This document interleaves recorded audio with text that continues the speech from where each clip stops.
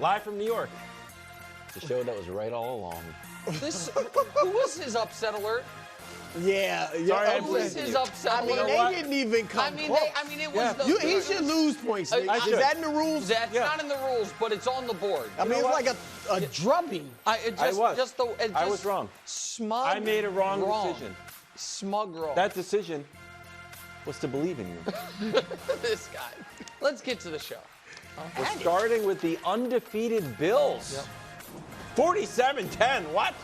That upset alert call by yours truly. Josh had 4 touchdowns in the first half. My goodness gracious. Check in on LeBron James, who I took to Twitter saying, I really like watching Josh Allen play football, a little football. He's always had a little Magic Johnson in him. A little bit. That's exactly what I thought. Do the Bills look like the best team in football? Okay, so everybody knows I believe the best team in football is the Kansas City Chiefs. Yeah. I also think people think they know what I'm going to do today. Brew was looking around for it. People awaiting Absolutely. a September Champs banner sent it to to you. be dropped on their head, or for a roller coaster graphic to pop up. And that's because people incorrectly think I'm a Buffalo Bills hater.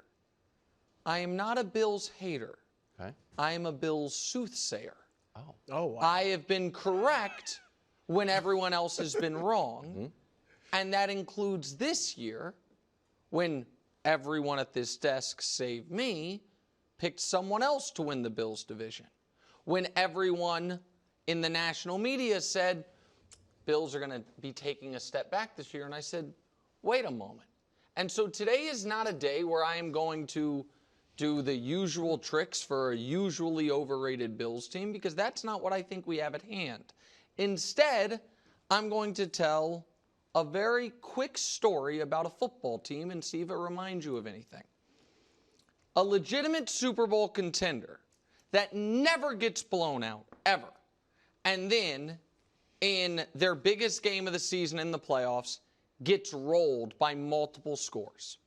Comes back the next year even better, thinking, all right, this is going to be the year we make up for that. And then in a home playoff game to an arch rival, loses by 3 points in heartbreaking fashion.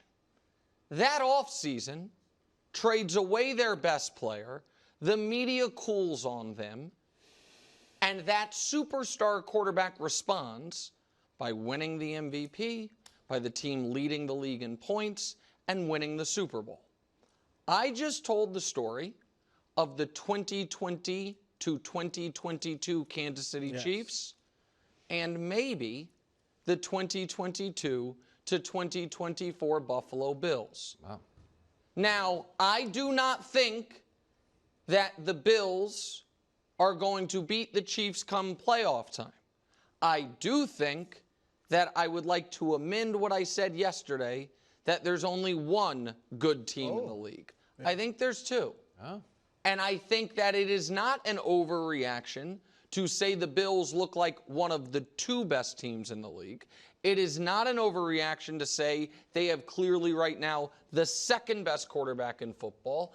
And much like when the Chiefs traded away Tyreek Hill, coming off back-to-back devastating playoff losses, a blowout in the Super Bowl, heartbreaker to Cincinnati, and the Bills trade away Stephon Diggs, coming off getting blown out by the Bengals, and a heartbreaker to Kansas City. Sometimes a great player at that position can raise the water of everyone else. So I'm not going to mock the Bills or drop banners, because they are not mockable or banner worthy. This is an excellent team that just put it on a team that we'll discuss later in the show. So that's my answer. That was solid. That was solid. That was very mature and cogent. That's all I've ever done to the Bills. Mature, cogent, accurate analysis. Shocking. No, look, until the Chiefs get beat, everybody's going to assume, I don't care if they're 10-3, 10-4, whatever at some point, they're going to assume that's the best team, fine. Right now, the Bills look like the best team in football. And we know the Chiefs haven't been incredibly impressive. I know they played a tough schedule, but they haven't blown anybody out. the Bills look like the best. The main problem with, and you brought up the roller coaster, we really couldn't do it this year yet with Josh Allen, even though game 2 he didn't have great stats, but they rolled, so he didn't really need to do much. His main problem was the reckless, mindless turnovers, and credit to Joe Brady, at least so far, he's gotten those out of his game this year. Because yesterday was not what they had been doing, which is not throwing it much, running a lot, not a ton of stuff for Josh to do as far as the throwing game. He was winging it. He had 4 touchdown passes, obviously, in the first half. He was throwing that thing like he does at his best. And I think getting rid of Diggs, and this is a little different from Tyreek, I don't know that he certainly wasn't the type of problem Diggs was. Now Josh, and he may have alluded to it in the press conference, but now he's just throwing it to the open man. Whether it's Khalil Shakir, Keon Coleman, a tight end, and it's not as many bombs either. Right. It's just but I think he's playing free without worrying about, I got to get the ball to Stephon. And I want to say something about Diggs, because he's probably going to take a lot of digs right now or, after this. He did help Josh. Oh, yes. Right? So no matter what happened the last year and this season, when he got there, Josh Allen needed a great receiver, and he helped lift Josh Allen to the next level. So I want to credit Diggs for that. But his histrionics, all that on the sideline, I'm sorry, there's no way that doesn't get on your nerves. And I think that you look at their vibes now, they seem to all be in love with one another now. And I think that's a credit. We know Nick McDermott's going to have a good defense no matter who's out there. They've been protecting Josh. He's only been sacked twice. The run game's great. The pass game's great. Right now, they look like the best team in football, period. Okay. What, Wiles? Maybe. What? Beat the Cardinals, barely. There's 2 pass interference calls there that didn't get called. So you could have lost to the Cardinals. You beat the Dolphins. You were rolling the Dolphins. They were rolling the Dolphins. You're rolling the that Dolphins. game, Yeah, yes. that game was over, no matter if Tua stayed in the whole game. Yeah. And the Jags are in free fall. So there is not oh my goodness, the Chiefs beat the Ravens. That is a solid win. The Bills don't have anything like that on their schedule. And which they is got also the Ravens why next. I don't think they look like the best team in the league. I think the Chiefs look like the best team in the league, and the Chiefs are the best team in the league. But I think if you get a soft schedule, crushing folks is a good way to go about it. And they didn't crush Arizona, but they did move the ball at will.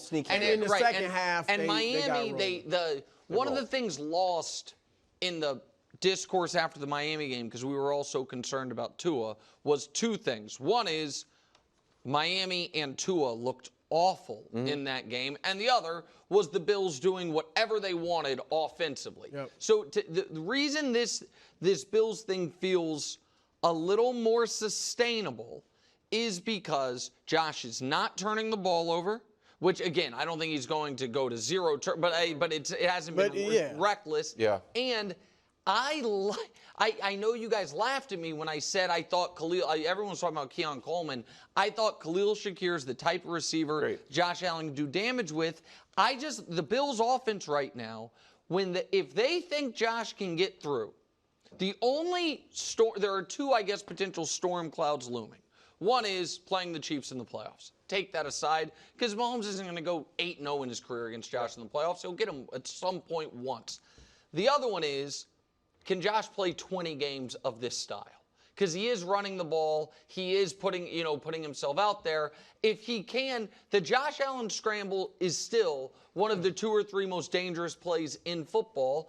And right now, this offense is just they're going to be tested right away. They got Baltimore next week. And that's how they can win the September championship. Ooh, more on Josh. MVP update. Josh has climbed into the top spot, followed by Mahomes, then C.J. Stroud, then Lamar. Rodgers and Hurts tied for 5th. Here's the statistical comparison between Josh and Patrick.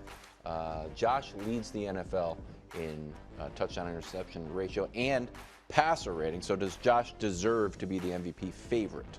Yes. I mean, and by the way, right now, Mahomes, I want people to understand this if you're not a gambler. this is not saying, hey, here's what the MVP voting would be right now. Right. It's a projection. And so Mahomes is only in second because Vegas thinks the Chiefs are going to be awesome continually and Mahomes' numbers are going to bounce back. Because he doesn't have second-place MVP numbers right now, but people think it's going to get better. Josh, I think, has obviously MVP numbers and a real reason to believe that while the schedule will get tougher, he's going to continue to have to be their offense. So we both picked Mahomes to win MVP before the year. That was in large part because I thought the Chiefs were going to run away with the 1 seed. I still do. And that the offense was going to, with Hollywood and Xavier Worthy, be a lot more vertical. With Hollywood out and with Worthy having a few rookie growing pains the last couple of weeks, his numbers haven't been as gaudy. So, yeah, this makes sense. And also, this is kind of how it's supposed to go. You fail, you learn, you improve over the course of your career. That's what Josh is seemingly taking Brady's words to heart. He is being less reckless, and so he deserves credit. So, and he'll win an MVP at some point. So, yes. You know what time it is? I don't know. B squared time. Bruce Ballot. Oh. Whoa, wow. All right, now, unlike what Nick said, this is right now. This is not right a projection. now. Oh. And the bottom part will be more interesting for you to talk about. Not Nick. bad. But Josh Allen, number 1, Sam Darnold, 2, T.J. Watt, 3, anchoring the best defense in football. They're 3-0. Barkley would be 2 if he hadn't lost that game for him. The drop pass. He's 4. And Aaron Rodgers, 5 was tough. Sentimental pick. 5 was tough. Well, he's got 5 touchdowns, only 1 pick, 4 touchdowns, no picks in his last 2 games. They keep improving, so does he. So that's what I got right now. That's not bad. So the first 3 guys are on 3 of the 5 undefeated teams. Yes. Barkley, Or Geno. Yeah, Geno and no But Chief. Geno's 3 touchdowns, 3 picks. No, Geno hasn't had an MVP caliber year up to this point. I gotta say, I'm trying to quickly. I didn't know you were gonna do this. Think of anyone because I agree entirely with Allen, Watt, and Barkley. Darnold. I mean, again, take out his rep. 8 touchdowns, only 2 picks. You lead the league in touchdowns. They've get on the beaten ballot. 2 I think I'm Houston putting, and San Francisco the last 2 weeks. I think Jaden Daniels number 5. If it's right now, for real. I actually thought about him. They're 2-1. I thought about him. I'm just saying. I thought about Bro, they're 2-1. No, I thought about it. Yeah. Here, can I would go with Rodgers, but I thought about it. Before we move on to No, let's just stay the here. Prince, We don't have to talk about the just other side of quickly, this game. Josh, last 5 games, including the playoffs, 11 throwing touchdowns, 0 interceptions, 5 rushing touchdowns, so it's a total of 16 touchdowns. He has basically 170 attempts without an interception. Wow. It's the NFL's longest active streak. Wow. So the question, They've got to be undefeated in those 5. well, not perfect. But the question is this. Is this just small sample size, or do we really think that Josh has reached a fork in his career path and is like, you know what? No more turnovers. That's the only thing that's killing me. Because that's what it seems like everyone's headed down that road. No. Binary choice. Well, no, but it's not a binary answer. He's not going to be he's gonna have a couple no turnover or even low turnover. I don't even think he'll ever be a low turnover player. I don't even think they're at their best if he's a low turnover player. He just can't be competing with Sam Howell to be the most turnover player. So I think that if Josh Allen every year finishes top 2 or 3 in the league in touchdowns and 15th in the league in turnovers, you're thrilled. Longest streak. It's that he leads the league in both, which is what dampens the touchdown part. Yeah, it would be amazing if he, even just for this year, became Aaron Rodgers as far as interceptions. That can't. I can't imagine that, but It's got the longest streak. I know. What you just said is that, but that's hard for me to believe he could do that this season. I like how you said Sam Howell there. This is the real guy he's competing against. The Prince. Josh Allen, the Prince. Yeah, I have a tweet about that. People aren't throwing that in my face every 10 minutes. Lost his last 8 starts. Last night he completed 12 passes, 13 if you count this one to DeMar Hamlin. Excuse me. What did he say? Everything was 21 passes, not 12. He did say everything. Trevor's last 8 games, winless, completing less than 60% of his passes. Just 12 touchdowns, 11 turnovers, passer rating at worse than 80. mid. I used to say mid as a bit of a factual insult. I never realized it was actually a compliment. Go ahead. What's the question? Does Jacksonville have a Trevor Lawrence problem? So the only reason we would talk about Jacksonville is because of my affinity for Trevor Lawrence. And so it would be, I would not be living up to my obligations as talk shows to talk about their real problems, like that they have the worst defense in the NFL, and the numbers back that up. We can show it to you. I mean, it'd be nice. Force a turnover. That'd be nice. I agree with Doug Peterson that everything should be on the table, including the first ever mid-season coaching switch where Belichick just takes over. Shad Khan, tell Bill he can fire Doug personally and Bulky. They beat him in a Super Bowl and take over. So while I think a lot of the problem is the terrible defense and bad coaching and Press Taylor, we're here to talk about Trevor Lawrence, who I don't know how it has gone this badly, this quickly. This is not. We have not seen them in a long time. Was this you, Bob? It's not me. I think they just, I'll tell you that much. This is you? I think they just. Talk about adding insult to injury. Wow, Hey, guys. Always great to see you guys. I usually feel that way. is I just wild. can't believe Wilds it's unraveled like this. Because I'm also shocked. For whatever it That is, it's unraveled Brew, like- here is an accurate telling of where we were 10 months ago. 10 months ago, we were a few months removed from Trevor leading this team to its first playoff victory in a half decade. Correct.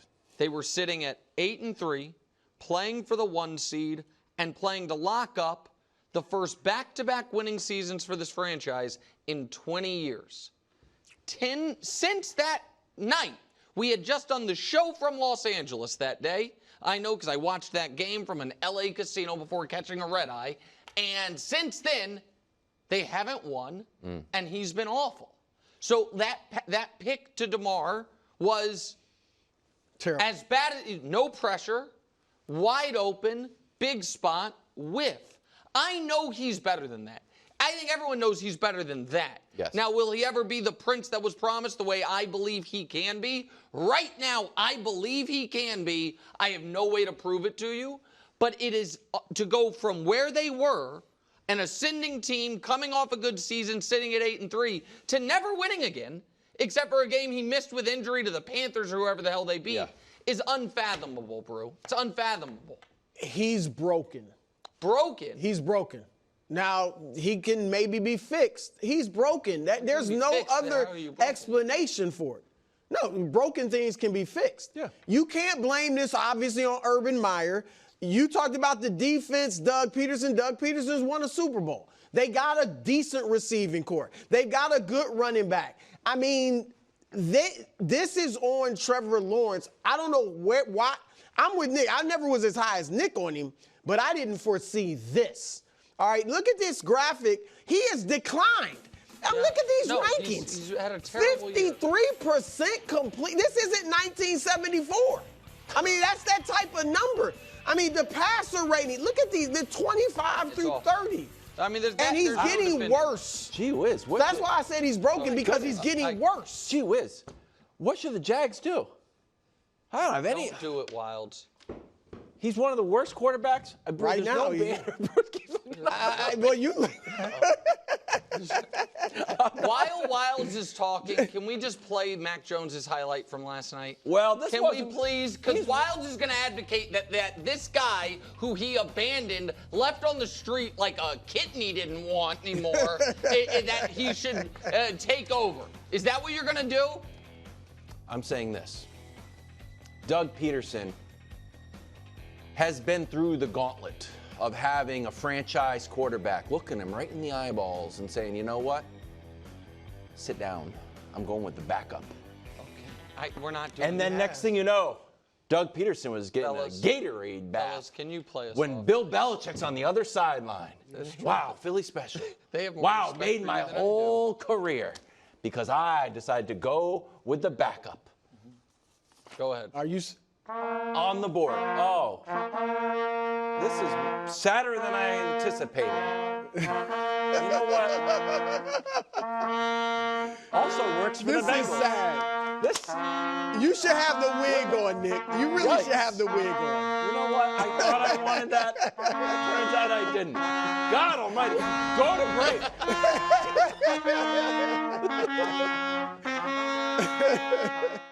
Thanks for watching. Subscribe here to get more from the show and to check out clips from other shows on FS1.